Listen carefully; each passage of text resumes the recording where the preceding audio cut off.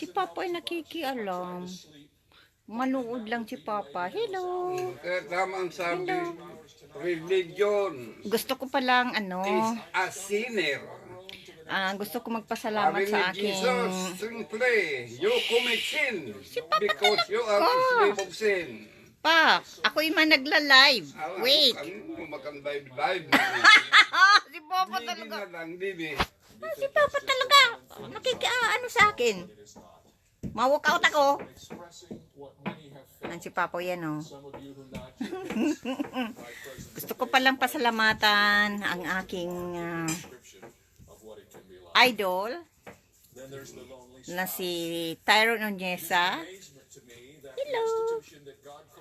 Sa ano niya, sa mga comments niya sa akin na nakaka-inspire talaga. Maraming salamat.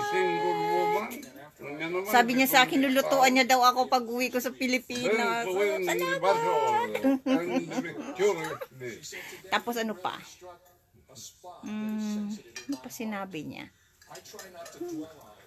Ay, para daw akong kamukha ako si Miss Charito Solis. Oh.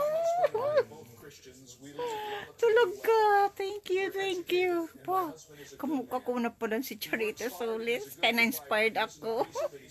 Thank you. Tapos, ano pa?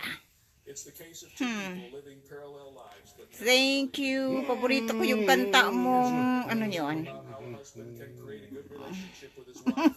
Paborito ko ngayon. Palagi ko yung kinakanta. Yung, ano ba yun? Ano ba yun?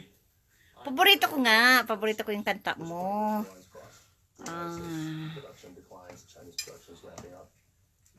Maghihintay ako sa'yo. Yan. Paborito ko yan, kanta mo. Yan. Yan. Hello. Maraming salamat sa pag-comment mo. Sabi mo sa akin, bagets. Ano ba yun? Kakalimutan ko na. Ano ba yung tawag doon? Gyprox. Yeah, Gyprox ako. Yan talagang paborito ko. Marami akong mga burluloy sa katawan. Kaya see? Yeah, dami. Maraming salamat. Pagaling ka. At kain ka ng ng masasarap ng mga prutas. At palagi ko pinapanood ang video mo, live mo, kahit late ako, palagi ko yung pinapanood. Thank you sa aking paboritong idol na si Tyrone Onyesa. Yan.